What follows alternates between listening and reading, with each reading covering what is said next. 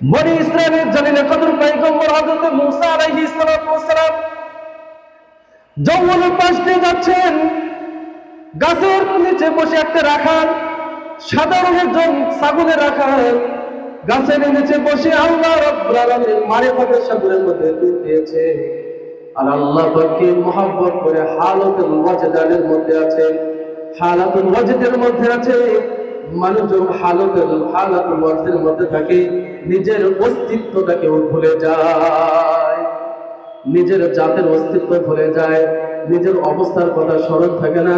ওই সময় নিজের এই দেহটার মধ্যে আল্লাহ রাব্বুল আলামিন যা যার অস্তিত্বের কল্পনা করে।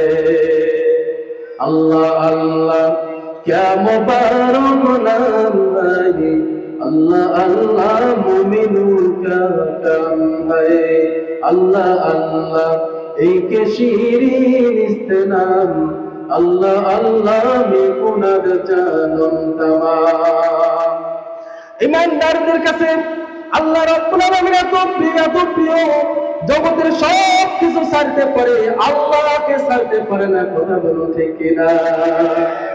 ওই রাখাল আল্লাহ রাব্বুল আলামিনের মারিফতের মধ্যে ডুব দিয়ে বলে, আল্লাহ আমার মাওলা, যদি আমি তোমাকে পাইতাম, আমার ছাগলের দুধ দহন করে আল্লাহ তোমাকে পান করাইতাম।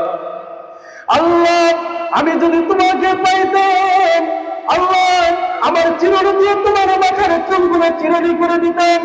আল্লাহ যদি তোমাকে আমি পাইতাম, তোমার ভুরুগুলোতে আল্লাহ সুন্দর করে তেল লাগাই দিতাম।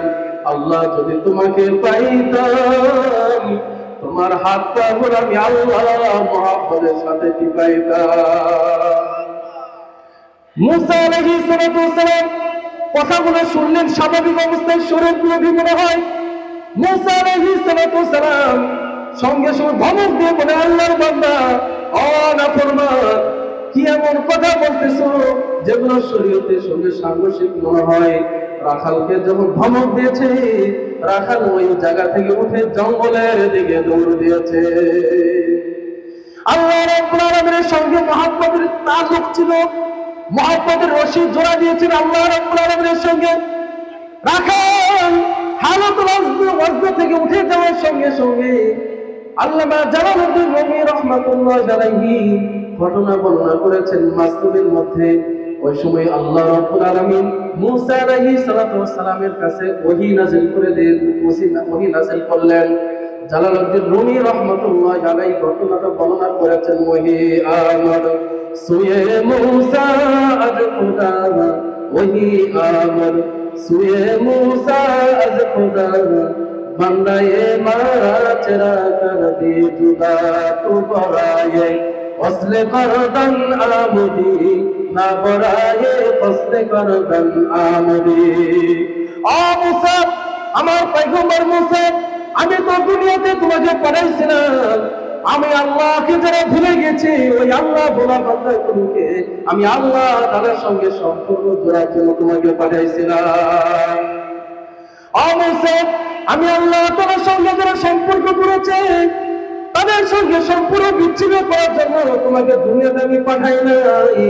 যারা আমি আল্লাহকে ভুলে গিয়ে জান্নাতের রাস্তা থেকে দূরে সরে গিয়ে জাহান্নামের রাস্তায় দৌড়াইতেছে, ওই জাহান্নামের রাস্তায় দৌড়ানো লোকগুলোকে জান্নাতের পথে নিয়ে আসার জন্য আমি আল্লাহ তোমাকে দুনিয়াতে পাঠাইছি। ইয়া ইলাহি মুঝসে মুঝকো দূর কর, ताकि देखो मुझ में तुझको एक नजर। या इलाही तू मेरा माबूद है, या इलाही तू मेरा माशूक है। মুসলমান বন্ধুরা আমার, একজন রাখাল যদি আল্লাহকে পাইতে পারে, যে আল্লাহ তাআলা বনি ইসরাইল যুগে রাখালের সঙ্গে মহব্বতের সম্পর্ক করেছিল, ওই আল্লাহ তাআলা এখন আছে না নাই? আছে কিনা? তাহলে আল্লাহকে যদি পাইতে হয়, তাহলে আল্লাহর কাজ করতে হবে। কথা বলেন ঠিক কিনা? আল্লাহর মহব্বত লাগবে, আল্লাহ রাসূলের মহব্বত লাগবে।